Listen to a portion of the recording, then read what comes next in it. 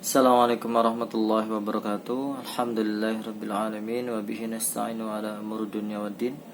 Wassalatu wassalamu ala rasulillahi anbiya'i wal mursalin wa ala alihi washabbihi ajma'in. Amma ba'du. Syukur kepada Allah SWT yang telah memberikan berbagai kenikmatan kepada kita semuanya, khususnya nikmat iman dan nikmat Islam. Anak-anak sekalian, pada kesempatan kali ini Pak Agus akan menyampaikan beberapa hal yang berkaitan dengan Hari Raya Idul Adha. Bagaimana sejarah Hari Raya Idul Adha itu, kemudian kisah bagaimana kita bisa meneladani kisah dari Nabi Ismail alaihissalam. Baik anak-anak sekalian, Hari Raya Idul Adha dilakukan pada tanggal 10 Dzulhijjah. Hari Raya Idul Adha ini juga sering disebut Hari Raya Haji, di mana kaum muslimin yang sedang menunaikan haji pada hari tersebut memakai kain putih tanpa jahitan, biasa disebut dengan kain ihram. Hal itu menandakan bahwa semua kita di hadapan Allah SWT sama, karena tidak ada yang memakai kain jahitan di sana. Semuanya memakai kain tanpa dijahit, ya. Warnanya sama, motifnya sama, model baju yang dikenakan juga sama. Artinya hal ini menandakan bahwa kita di hadapan Allah SWT sama. Yang membedakan kita dengan satu yang lainnya adalah ketakwaan kepada Allah SWT. Baik anak-anak sekalian, Hari Raya Idul Adha juga sering disebut dengan Hari Raya Idul Qurban, karena pada hari itu Allah SWT memberikan kesempatan kepada kita semuanya untuk mendekatkan diri kepada Allah SWT. Bagi umat muslim yang belum mampu mengerjakan perjalanan haji atau ibadah haji, maka ia diberi kesempatan untuk berkurban, yaitu menyembelih hewan kurban sebagai simbol ketaatan, ketakwaan, kecintaan kepada Allah Subhanahu wa taala.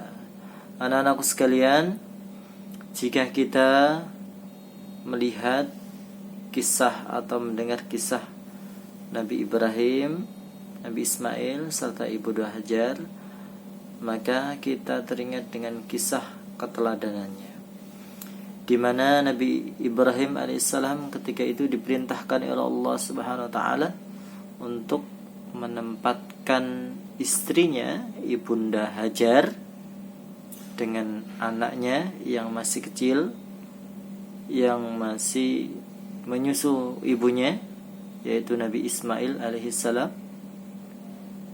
ditempatkan di tempat yang gersang, ditempatkan di tempat yang tandus, tidak tumbuh sebatang pohon pun. Lembah itu demikian sunyi dan sepi, tidak berpenghuni. Anak-anak sekalian, bahkan Nabi Ibrahim alaihissalam pun tidak mengerti mengapa Allah Subhanahu wa taala memberikan wahyu, memerintahkan kepada beliau untuk menempatkan anak dan istrinya di lembah yang begitu jauh dan minim akan penghidupan. Tidak ada makanan, gersang, tanpa pohon-pohon, tidak ada buah-buahan dan sebagainya. Anak-anak sekalian, perlu kalian ketahui jarak antara rumah Nabi Ibrahim alaihissalam, tempat tinggal Nabi Ibrahim, dengan lembah yang akan ditempati oleh istri dan anaknya berjarak 1600 kilometer, 1600 kilometer. 3 kali lipat jarak Surabaya Jakarta. Kalau hari ini kita masih bisa menggunakan transportasi bis, kemudian pesawat atau kereta. Dulu belum ada kereta, pesawat atau bis. Jadi kalian bisa membayangkan bagaimana lamanya perjalanan yang ditempuh oleh Nabi Ibrahim bersama istrinya, Ibunda Hajar, dan anaknya. Akan tetapi anak-anak sekalian, Ibunda Hajar karena ketaatannya kepada Allah Subhanahu wa taala, maka Ibunda Hajar ketika mendengar perintah Nabi Ibrahim, perintah dari Nabi Ibrahim alaihissalam untuk ditempatkan di suatu lembah yang tandus tersebut, maka Nabi Ibrahim, Ibunda Hajar dengan penuh keyakinan mengikuti perintah dari Nabi Ibrahim alaihissalam, karena Nabi Ibrahim mendapatkan wahyu dari Allah Subhanahu wa taala. Hal ini juga menjadi bentuk ketaatan Ibunda Hajar kepada Allah Subhanahu wa taala. Hal ini diabadikan oleh Allah Subhanahu wa taala di dalam Al-Qur'an surat Ibrahim ayat 37. Rabbana inni askantu min dzurriyyati biwadin ghairi dhi zar'in inda baitikal muharram Rabbana liyuqimus shalah faj'al af'idatan minan nas tahwi ilaihim warzuqhum minas thamarati la'allahum yashkurun. Ya Tuhan kami, sesungguhnya aku telah menempatkan sebagian keturunanku di suatu lembah yang tidak mempunyai tanaman di dekat rumahmu, Baitullah yang dimuliakan. Ya Tuhan kami, sedemikian itu agar mereka mendirikan salat, maka jadikanlah hati sebagian manusia cenderung kepada mereka, dan berilah rizki kepada mereka dari buah-buahan, mudah-mudahan mereka bersyukur. Anak-anak sekalian, diceritakan oleh Ibnu Abbas radhiyallahu anhu bahwa tatkala Ibunda Hajar kehabisan air minum hingga tidak bisa menyusui Nabi Ismail alaihissalam, beliau mencari air kesana kemari, berlari-lari kecil antara Bukit Safa dan Marwah sebanyak 7 kali, sehingga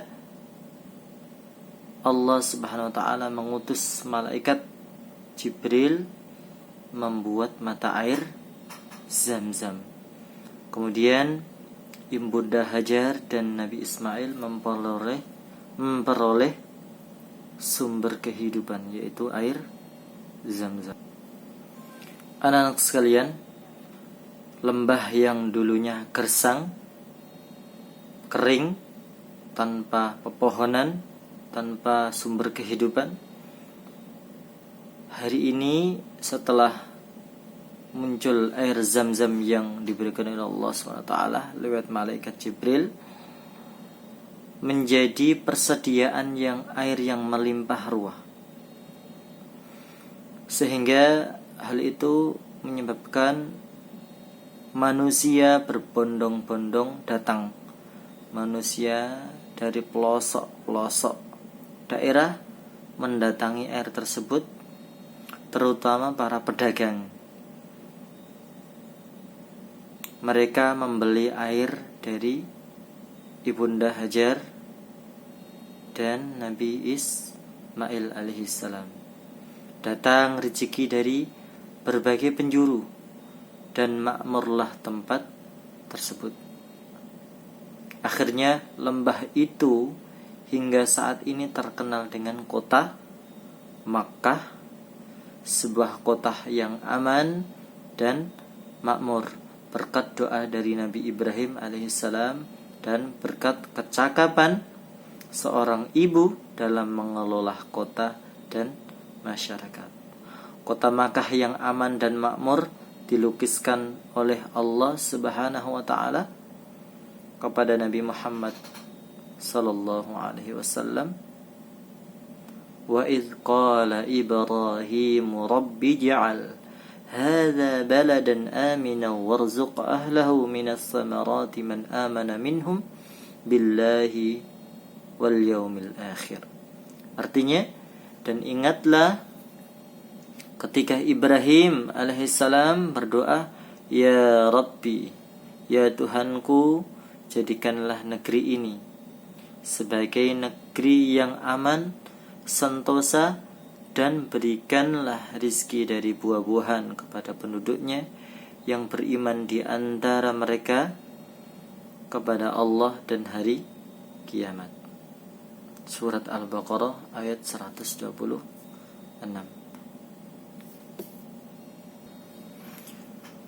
Anak-anak sekalian, diceritakan bahwa Nabi Ibrahim alaihissalam diuji oleh Allah Subhanahu wa taala untuk menyembelih anaknya. Allah Subhanahu wa taala memerintahkan dan mengabadikan perintah itu di dalam Al-Quran surat As-Saffat ayat 102. Qala ya bunayya inni ara fil manam inni azbahuka fanzur madza tara. Qala ya abati if'al madza tu'mar satajiduni insyaallahu minas sabirin. Anak-anak sekalian, yang artinya, wahai anakku, ya bunayya inni, sesungguhnya aku, ara fil manam, bermimpi dalam mimpiku, azbahuka, aku menyembelihmu. Fanzur madza tara, maka bagaimanakah pendapatmu? Qala ya abati if'al, wahai ayahku, kerjakanlah, madza tu'mar, apa yang sudah diperintahkan kepadamu. Satajiduni insyaallah minas sabirin, maka engkau akan dapatkan aku termasuk orang-orang yang sabar. Anak-anak sekalian, dari kisah ini Nabi Ibrahim alaihissalam diperintahkan oleh Allah SWT menyembelih anaknya sendiri untuk menguji. Apa yang terjadi? Ternyata anaknya rela taat kepada Allah Subhanahu wa taala dan taat kepada ayahnya. Anak-anak sekalian, singkat cerita, semuanya dipersiapkan oleh Nabi Ibrahim dengan anaknya. Anaknya juga sudah siap untuk disembelih karena ketaatannya kepada ayah dan ketaatannya kepada Allah Subhanahu wa taala. Datanglah setan untuk menggoda agar Nabi Ibrahim alaihissalam tidak melaksanakan perintah dari Allah Subhanahu wa taala. Setan senantiasa menggoda agar hal itu tidak dilaksanakan. Maka Nabi Ibrahim alaihissalam melemparnya dengan batu seraya mengatakan, Allahu Akbar, Bismillah, Allahu Akbar, Bismillah, Allahu Akbar. Maka kalimat ini juga sampai hari ini dipakai oleh jamaah haji sebagai salah satu rangkaian jamaah haji, yaitu lempar jumroh. Anak sekalian, setelah pisau sudah berada di leher Nabi Ismail alaihissalam, Nabi Ibrahim bersiap untuk menyembelih Nabi Ismail. Seketika itu Allah Subhanahu wa taala berfirman, memberikan wahyu untuk menghentikan perbuatan Nabi Ibrahim alaihissalam. Allah Subhanahu wa taala ridha dengan Nabi Ismail serta Nabi Ibrahim atas keikhlasannya, atas ketaatannya. kemudian mengganti pengorbanan dari Nabi Ismail dan Nabi Ibrahim dengan kambing. Dan Allah Subhanahu wa taala mencukupkan dengan menyembelih seekor kambing. Melihat pengorbanan Nabi Ibrahim alaihissalam serta Nabi Ismail alaihissalam, malaikat Jibril kagum seraya terlontar darinya ungkapan Allahu Akbar, Allahu Akbar, Allahu Akbar. Kemudian Nabi Ibrahim alaihissalam menjawab, La ilaha illallah, Allahu Akbar. Kemudian disambung oleh Nabi Ismail, Allahu Akbar, walillahil hamd. Anak-anak sekalian, dari kisah yang aku sampaikan tadi, banyak hikmah pelajaran yang bisa kita ambil dari kisah yang sudah Pak Agus ceritakan tadi, bahwa ada orang-orang yang senantiasa taat kepada Allah SWT. Dalam kisah ini, orang-orang tersebut adalah seorang ibu yang penuh ketaatan kepada suaminya, seorang istri yang penuh ketaatan terhadap suaminya. Selama perintah itu baik, maka istri tersebut harus senantiasa taat kepada suaminya. Karena ketaatan kepada suami, selama ketaatan itu benar, maka ia termasuk ketaatan kepada Allah SWT. Yang kedua, yaitu ketaatan Nabi Ibrahim alaihissalam kepada Allah SWT, serta pengorbanannya. Begitu besar pengorbanan Nabi Ibrahim alaihissalam, begitu berat ujiannya, tapi dengan penuh keyakinan, karena ini adalah perintah dari Allah SWT yang harus dan wajib dilaksanakan, maka dengan penuh keyakinan, tawakal, dan mengharapkan pertolongan dari Allah SWT, akhirnya Nabi Ibrahim alaihissalam menjalankan perintah dari Allah SWT. Ketiga, yaitu ketaatan seorang anak, taat terhadap bapaknya atau ayahnya, karena ayahnya tadi mendapatkan perintah dari Allah SWT, Nabi Ibrahim AS, maka seorang anak sudah barang tentu taat terhadap ayah, karena yang diperintahkan ayah tadi adalah perintah dari Allah SWT. Mudah-mudahan kita semuanya menjadi hamba-hamba yang taat, hamba-hamba yang bertakwa kepada Allah SWT, sebagaimana kisah yang Pak Agus terangkan tadi. Jika kita sebagai seorang istri, hendaklah kita taat kepada suami, hendaklah kita taat kepada Allah SWT bagaimanapun kondisinya, karena keputusan Allah SWT pasti baik. Jika kita sebagai seorang ayah, maka sudah barang tentu kita juga hendaklah menjadi teladan bagi anak, menjadi ayah yang taat kepada Allah, menjadi ayah yang tangguh akan ujian-ujian yang menimpa dirinya.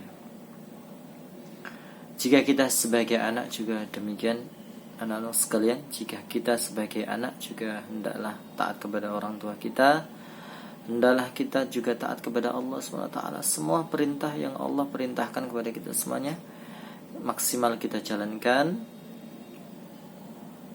Jika kita melakukan kesalahan, juga hendaklah kita bertobat kepada Allah SWT, beristighfar, meminta ampun kepada Allah. Mudah-mudahan kita semuanya menjadi hamba-hamba yang senantiasa bertobat dan senantiasa meningkatkan ketakwaan kita kepada Allah SWT. Demikian yang bisa aku sampaikan, mudah-mudahan bisa difahami dengan baik. Wassalamualaikum warahmatullahi wabarakatuh.